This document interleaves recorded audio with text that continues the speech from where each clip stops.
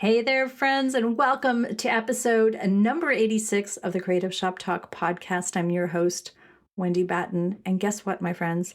This is our last episode for season number 2. I can't believe we have done 86 podcasts and that you've been listening. We've had thousands and thousands of downloads, and I'm so grateful and so surprised. That sounds kind of corny and dorky and maybe vulnerable, but I want to thank you for listening. I appreciate that you're listening. I appreciate the feedback and the reviews that you're leaving and the comments and emails that I'm getting in. It just lights me up. I read every single one, and it's helping us shape what's happening in season number 3. We've already started doing some recording for season number 3. We have amazing guests coming, and I'm just over the moon happy that you're getting information from the podcast. That was my whole mission, was to be able to help retailers with the strategies and the stories and, get inspiration and hopefully help you level up and feel good and confident about your business, because it's not easy, right? It's not easy running a business. So today, on the last podcast of the season, to be honest, I have held off recording this because I wanted to share a little bit of my story, a little bit of vulnerability here. And I'm actually like kind of sweaty as I'm recording this right now, because I want to share about how I was headed to burnout, the wall that I almost hit, and how I see this a lot with a lot of retailers that I work with. I see that sort of the same patterns happening, and, we kind of work through the same things. And I've realized my biggest aha moment was that I was in control of what was happening to my business, and that it is in our control to do that. So I want to share with you today 5 mistakes. I'm going to say mistakes, but they weren't really, I just didn't know better. I don't know, maybe I call them 5 I didn't know better moments of, running a retail business and running my shop, and things that I see a lot. I'm going to share those with you today. I'm going to share a little bit of my story, and I'm going to give you ideas of how you can fast track past these mistakes and give you some ideas on maybe how you can move forward and try to avoid these mistakes. I know this is busy, crazy time. I appreciate your time right now and listening to me. And I know that you want more for your business. I know you want different or change or level up, whatever it is that when you're listening, like different, just something different maybe, and just want to do a little bit better. And that's what I want to help you with today. So as you're taking hopefully a little mini coffee break or driving to pick up more supplies or whatever it is you're doing right now, buckle up. Let's take a minute, take a breath, and we're going to jump right into today's podcast. Running a retail business doesn't have to be so hard. Welcome to the Creative Shop Talk podcast, the go-to podcast for creative shop owners, studio owners, and independent retailers. I'm your host, Wendy Batten, retail business coach and mentor. Each week, I'll share simple, proven business strategies, inspiring stories from fellow retailers, and advice from industry experts. Together, we're going to work to find the success you want from your retail business, with more profits in your till and a little more joy in your life. I want to tell you my story. It sounds so dorky, I guess. But a lot of things that I was doing when I was running Front Porch Mercantile and I was growing my business. And again, a lot of these things are what I see happening to other retailers. And I was loving my business. I have shared this story many times on the podcast about how, I was in the busy, I was in the day to day, but truthfully, my friends, I was a hot mess. I was like a successful hot mess.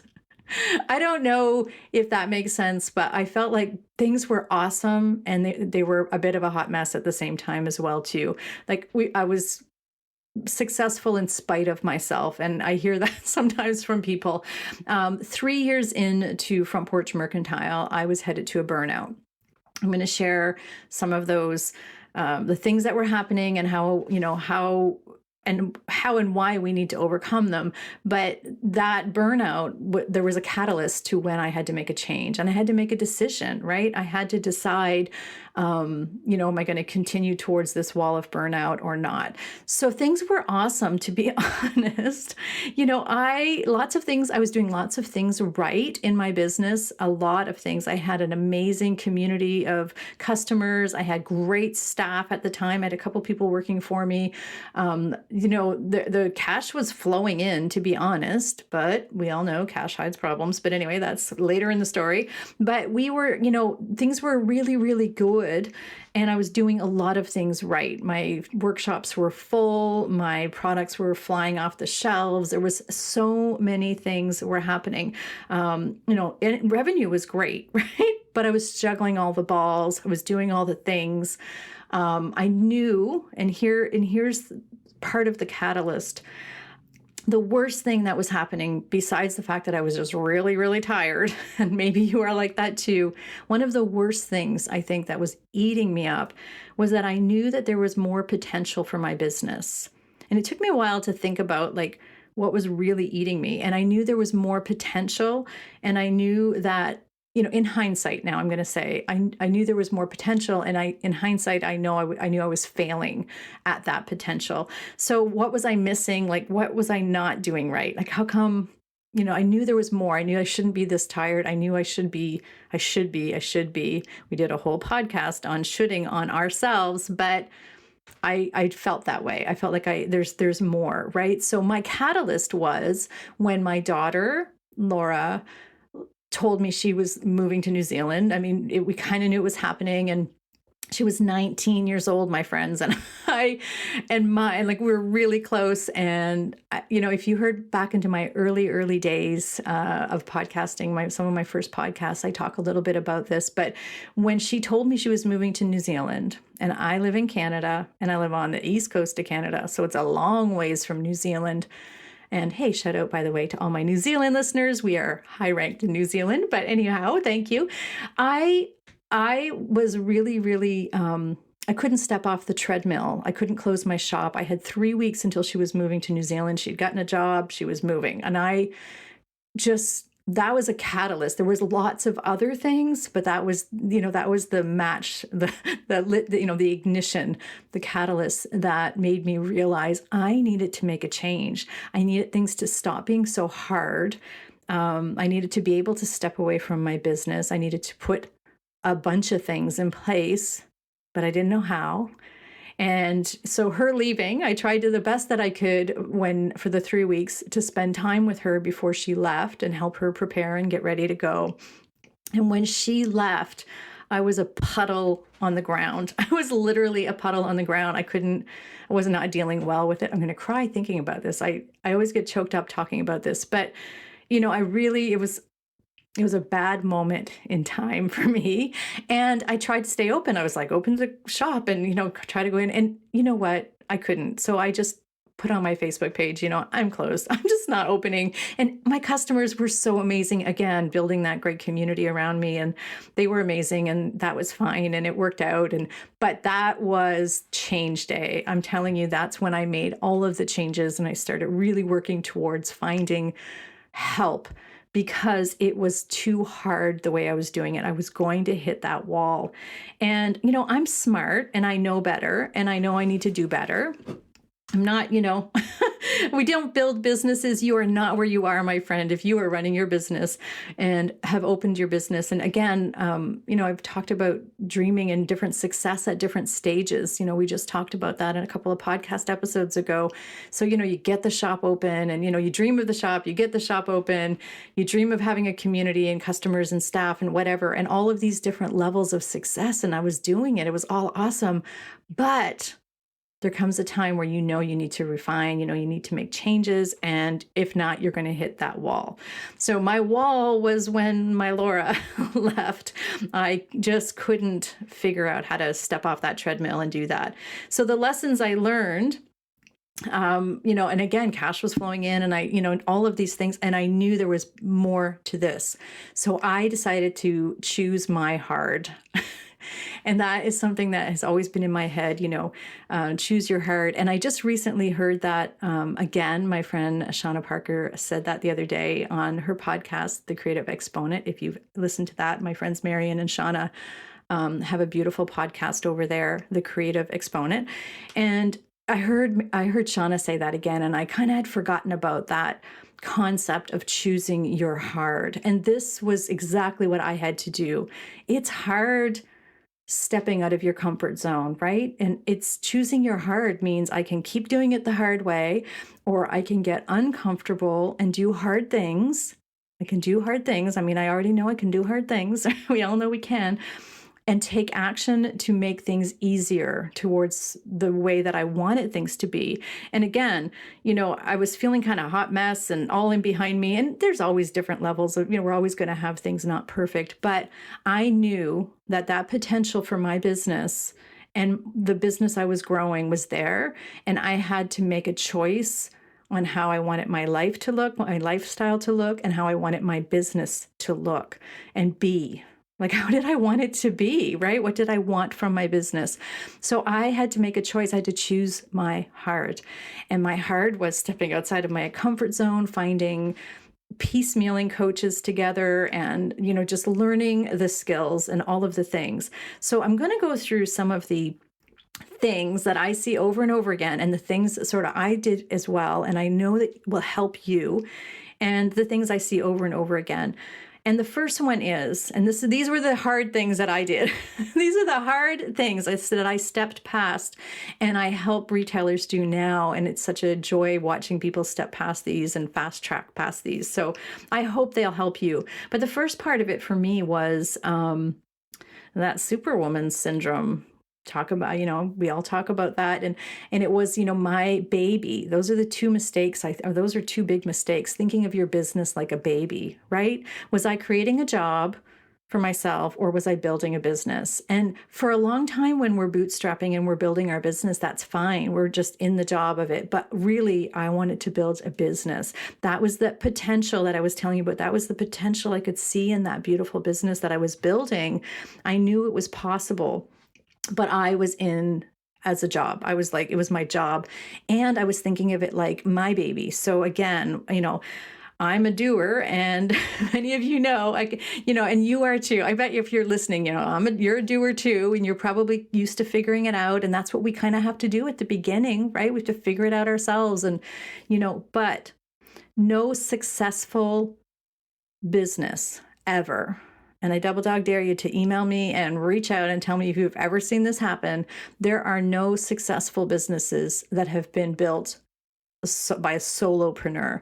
That's just not possible. You can be a self-employed person. You can be the CEO is what we need to be. It is not our baby. We need a team around us, whether that's other people supporting you, whether that's people you hire. All of those things. And again, we have other podcasts we've talked about, getting people around you, but not thinking of it as your baby, just thinking of it as the business that you're building is a mind shift magical moment. And that was something I had to do. I had to realize that this is a business and I am the CEO of it. Do I love it? Yes. Am I passionate about it? Oh yeah, for sure. This is all of me in this business, but you know what? It is a business. I need to be the CEO. I need to step out of that superwoman hero, and I need to think like a CEO, and I need to make CEO-based decisions so that I can get this potential out of this business. So decisions had to be CEO-based, head-based first, and we'll talk about that in a minute. But really, really successful businesses are not run by a solopreneur. Like there's just nobody, that just doesn't happen. We can be the queen bee and the CEO, but we can't be thinking of our business like we're the only ones that can do all the things, and we have to do all the things, and we can figure it out because we're tough and all of those things that we do. That was one of my very first mistakes. And again, if you're in any of my programs, if you're an Inner Circle member, if you've taken my course, Retail Made Simple, the very first module is all about this and how to think of yourself as the CEO, because it is crucial and it is important and it is a massive mind shift. So our second part, and kudos to you, by the way, I know many of you, I get lots of comments and I get many of you like, I think like a CEO and I do make CEO decisions. And I'm like, high-fiving you. And that's awesome. But not all of us were doing that. I did not do that at the beginning. I realized when I look back that was where my problem was probably one of my big problems. The second hurdle, the second thing that I was doing regularly that was standing in my way of the potential of my business and what I really wanted was winging it. And oh, man, we bootstrap, as I mentioned earlier, we bootstrap, but I felt very strongly, and truthfully still do, that our intuition and our drive and our passion is all really awesome and a really important part of our growing our business. Going with the flow and, just doing what feels good about, our business, all of these things, awesome. They're great. They're kind of really great when you're starting, if you're not really sure what direction you're going in. And it's still part of a very important part of my business model now. And even my business model, of course, as at Front Porch Mercantile, but I was not planning. I was not acknowledging the skills gaps that I had.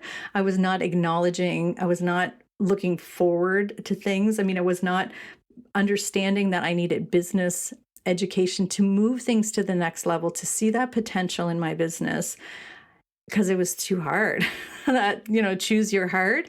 I was winging it, and that winging it is great for some things, but that's why I was in this constant tired mode, I guess, tired and just in that same space. I wasn't moving forward. I wasn't really expanding on the potential of my business. And that's why when Laura left, I couldn't step off the treadmill. I couldn't step away from the shop. I couldn't close down. It was either, I couldn't let anybody else run it because of all these things. But, I didn't have systems in place. I didn't have any of these things. I didn't have my numbers. I didn't know. And so in my case, my big skills gaps, and I've shared this a million times, but in my case, my skills gaps were understanding my retail numbers, was not good at planning, and I wasn't good at systems. I want to say those were my three big skills gaps. And I didn't take ownership of those. I didn't realize that was important. I did realize, again, but I didn't want to do the work to make that happen. I didn't know, I think in hindsight, I know in hindsight, I didn't know what action to take. I didn't know where to go. I didn't know. So again, fast forward all these years later, this is why I created the Retailer's Inner Circle and the Retail Made Simple 4-week course, because I want you to have a place to go. I want you to know where you can go if you need help with those types of skills gaps, because I needed to level up. I needed to understand more. Again, we can only go so far to this level. And then it's like, oh man, I don't want to do that, right? I don't want to go to that next level, but that's important, right? So understanding that we can only bootstrap so much. And, we do need to go and understand the pillars. I call them the foundational pillars. It's actually an entire part of my Retail Made Simple course. There's like the pillars, the business pillars, and, they include the financials, the products, the systems, the CEO stuff, being a planner, understanding your people, and having full sales and marketing. Those are the pillars, in my opinion, of what we need to have in place and be good at. We have to continually I can speak, my friends. We have to continually grow those skills as a CEO, right? And even if we have other people doing them, and that's important, right? We don't have to always do everything ourselves. That's obviously what we just talked about in the first part, but we have to understand how to use the information that we might be getting from accountants or bookkeepers or our POS system or whatever we've invested in. We have to understand how to use that, the metrics and the numbers to move forward, which I guess brings us to, understanding number 3, I guess, would be embracing and taking time to understand the metrics. That is a big one. That is one that many of us ignore. That's cash flow. That's understanding how our business is growing, our inventory, how much inventory we have. And again, I share this all the time. Cash hides problems. So when we're busy, and there's cash flow coming in, everything's great until it's not, not understanding where our money's going, not understanding debt. Another thing, a really big thing besides the financial side of the metrics, is understanding the data. And I know your eyes are probably glazing over. And if they are, and you're not 100% up on your data, you should come back to me right now. Come on back, because this is the important part. Because here's what I see happening all the time. Remember at the beginning when I said that you are in control? You are in control of your success. You are in control of your success. You have to know your numbers though. And then you'll tell me, well, I don't like the numbers and I don't want to be a numbers person. And that's just I'm not strong in that, or I don't like that. Guess what? We have to be a numbers person. This is something I avoided for a long time. Remember where I said choose your hard? Choose your hard. You're either going to be buried in cash flow problems all the time, or you're going to look at your numbers. You're either going to always be chasing foot traffic, or you're going to start looking at your marketing numbers. You're going to be wondering about payroll, and you're going to be wondering about these, and you're going to be lying awake at night. And trust me, if you're not there yet and you've been running a business, maybe a short while, I'm telling you, this is inevitable that we have cash flow problems. There's inevitable that you're going to wonder where your money's going. It's inevitable that you're going to be like, I just ordered all this inventory. Oh my gosh. All these things are so, they're so important for us to understand.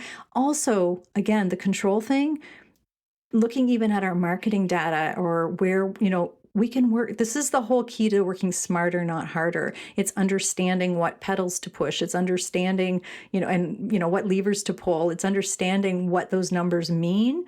And it's not rocket science, but it's really scary jumping into that when you don't know how to do it. I didn't know how to do it, and I couldn't find anybody to teach me. So for me, I hear a lot of my clients say, well, we're not busy. There's not a lot of foot traffic. They talk about the bad weather, or we're not doing well. We didn't have good sales today, or we have too much inventory. Oh, it's the Facebook ad algorithms, or it's the, I don't know, the algorithms. I hear that all the time. We're not busy because of the algorithms. That is a cop-out. The algorithms aren't working. Well, let's try something else. We have to have systems in place.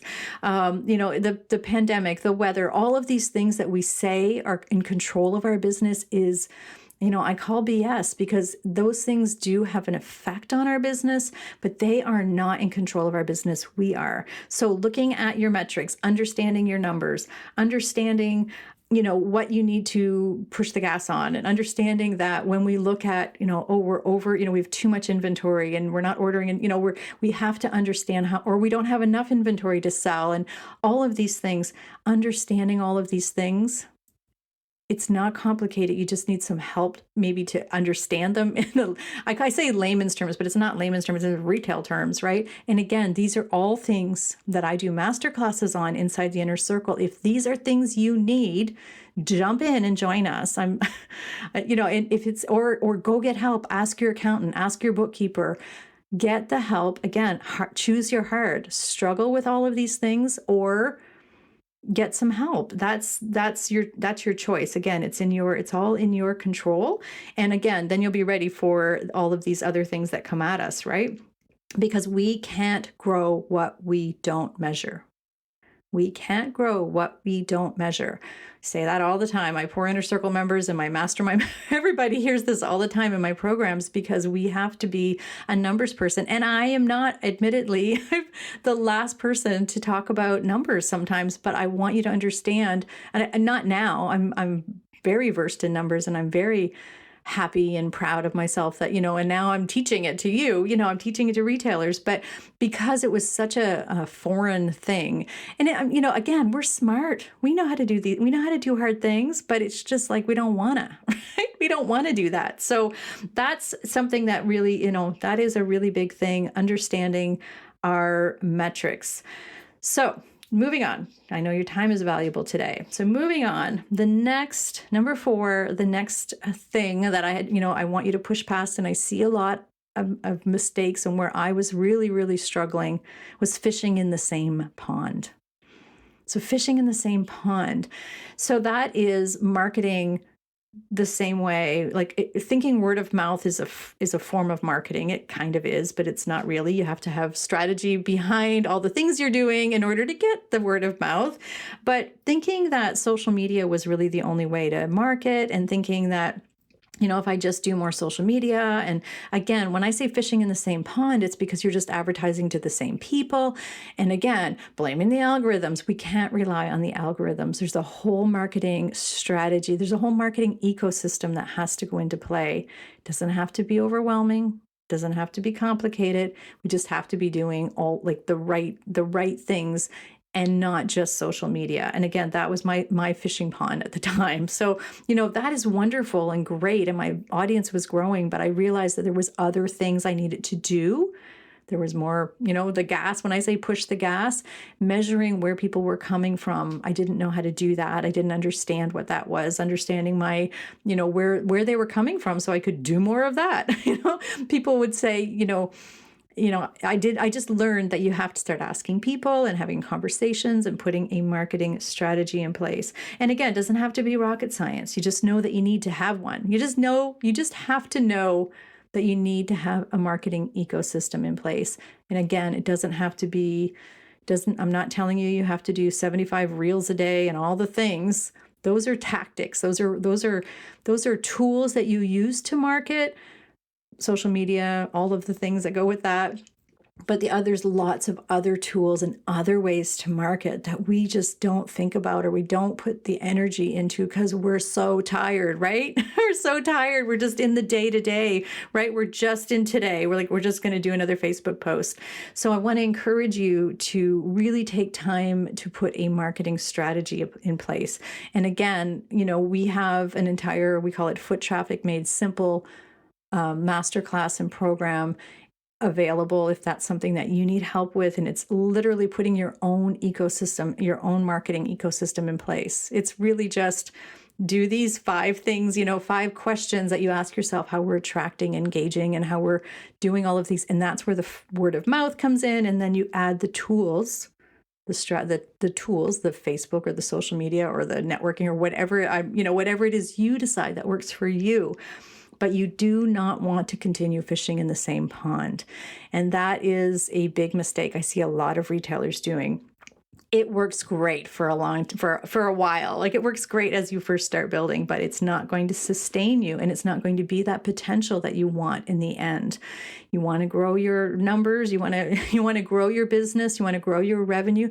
More importantly, do you want to grow your profits and your paycheck, and you want to do it easily? You need to have a strategy in place for your marketing. And admittedly, I didn't have one either. I was just winging it. Again, back to the winging it. And, there's a lot of power into putting strategies in place. I mean, back to knowing your numbers and all of these things, right? So, okay, my last big mistake that I hope that you will learn from me is I had my focus on the wrong things. And again, feeling quite vulnerable about this, but I found myself going down the path of maybe listening to like 3 customers would say something like, oh, you should have karaoke night. No, I didn't do karaoke night, just FYI, but something like that, things like that would happen. And then I would go down the road and, the squirrel brain, creative brain in me would go down that road.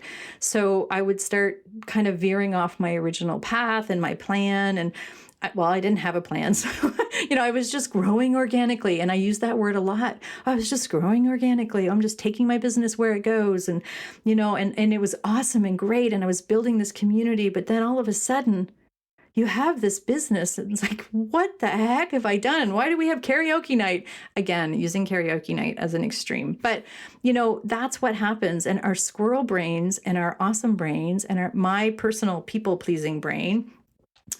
And, I was ordering product and I was bringing product in without even checking the margins for some things. I'm just being super honest here, friends.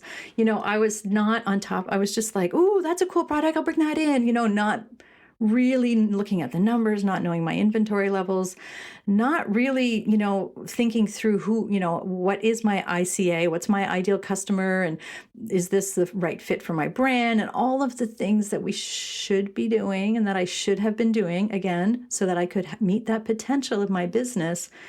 And I found myself in this really crazy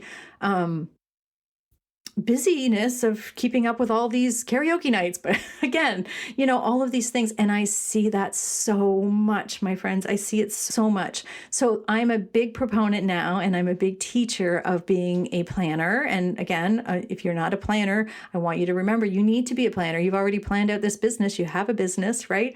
If you want to see the potential in your business, you need, again, this is where we put systems in place. This is where we need to plan for what metrics we're going to measure. We need to know where we're going.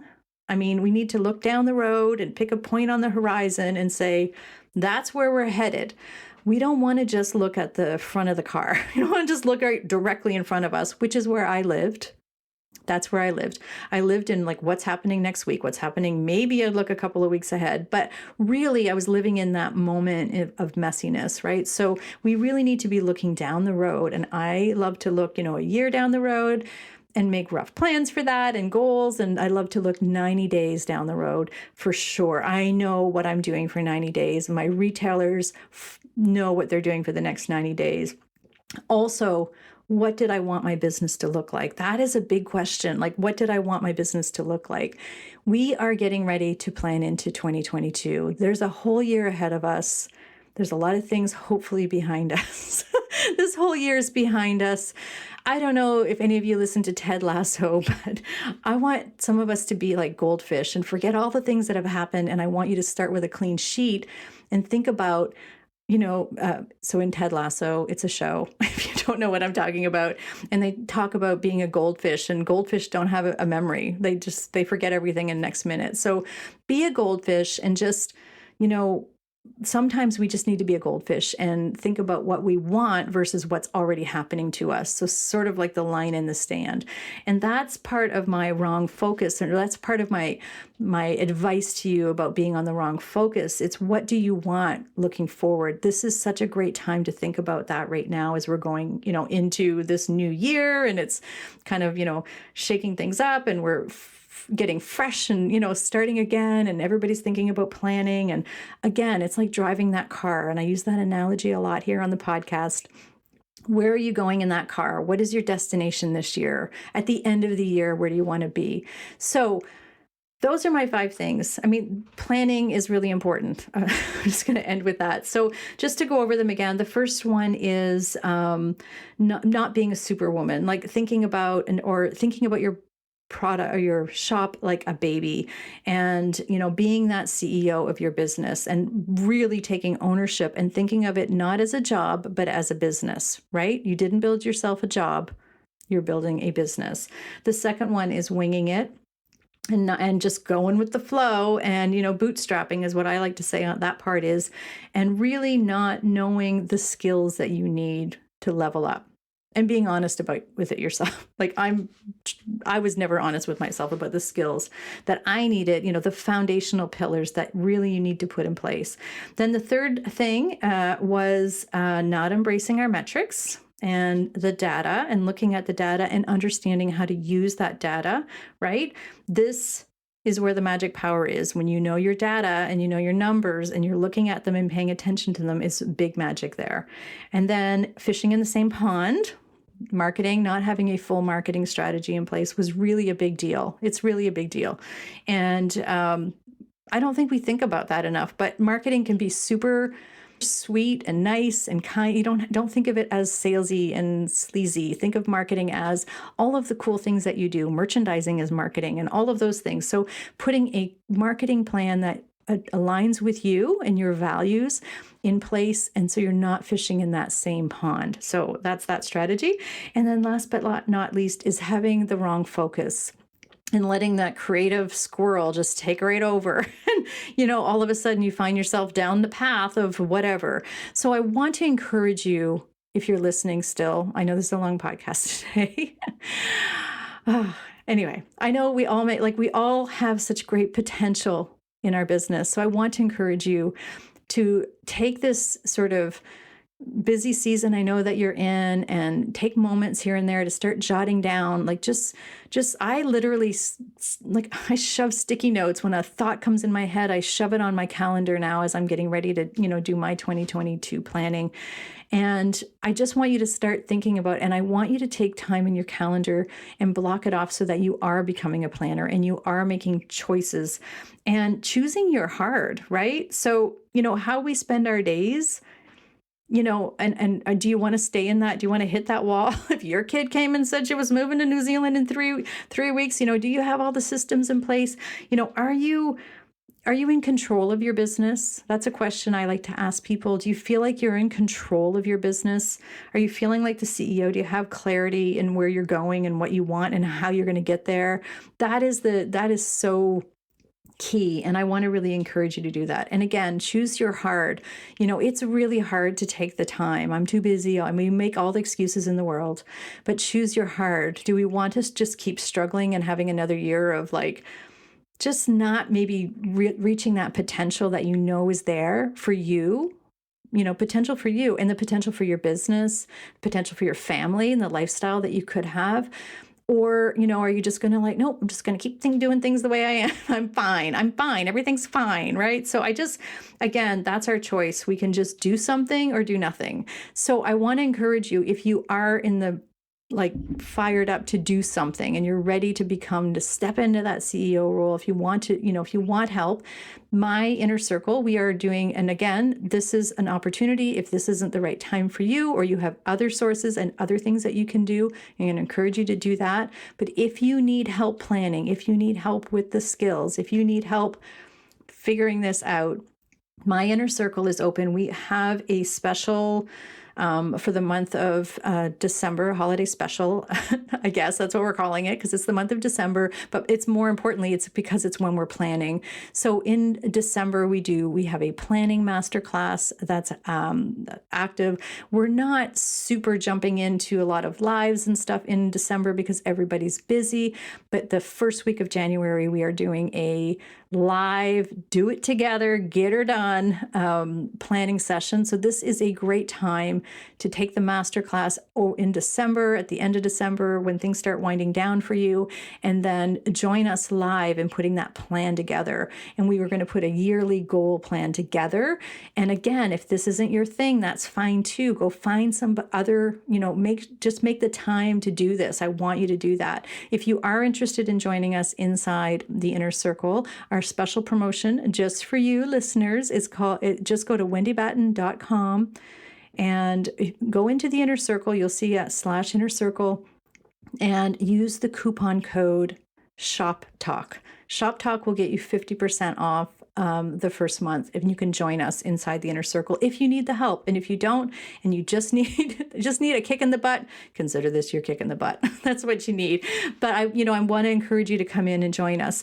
The other thing is, if you are interested in really deep diving into your skills, and by skills, I mean, if you really need a deep dive into financials and you want to get that done, you really want to deep dive into the CEO side of your business, or marketing, and if you want also planning, if you really need some deep dive into that, I also have Retail Made Simple will be opening up in January. And that is my 4-week deep dive course. So you can find that all on my website as well at wendybatten.com. And in the show notes, we'll have that for you as well too.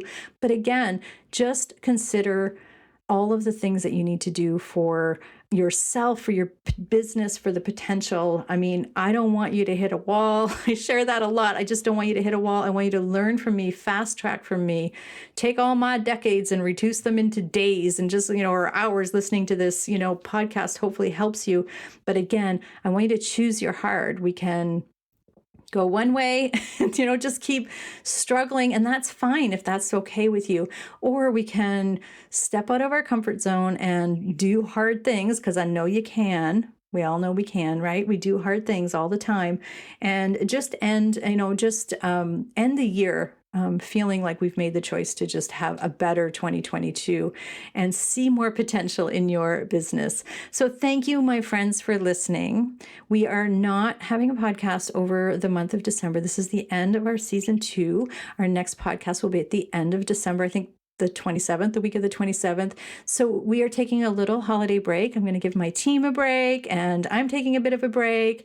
And I know that you need a break from probably listening to podcasts because you're going to be so busy over the next few weeks. I'm wishing you such a merry holiday. I'm wishing you great sales. More importantly, I want you to make sure that you are blocking. Oh, I'm going to cry now. I really want to encourage you to take time to make sure that you are doing things that are important to you this holiday season, whether that's baking cookies or visiting Santa. Like, there's nothing that should step in that way, right? Leave your staff, don't unpack the boxes, whatever, just do the things you need to do that fill your soul over this holiday, whether it's, a church service or whatever you need. Do not let your business continue to be in the way of all of those important big rocks, as we call them in the inner circle. Those are really important. And I really want to encourage you to make sure over the next few weeks that you're taking time to do those things that are important to you, and to do those things that light you up, because this is why you're running a business. So I want you to take time so you don't hit those walls. And please reach out. Let me know if there's any way that we can support you. Thank you for listening this season. Have an amazing, amazing, amazing end of Q4.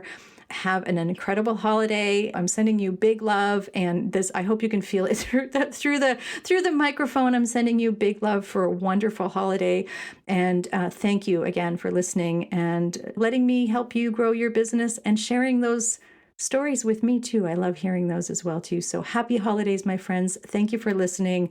We'll see you at the end of December.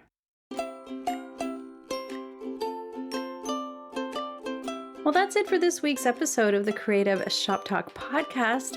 I'm so glad that you're here to join us this week, and I hope you found value in what we're sharing here. I want to remind you that our website has all of the show notes. You can find it at wendybatten.com/podcast. Everything that you need to hear about today's podcast is there. Also an opportunity if you need to reach out to me. If I can support you in any way whatsoever, please feel free to reach out.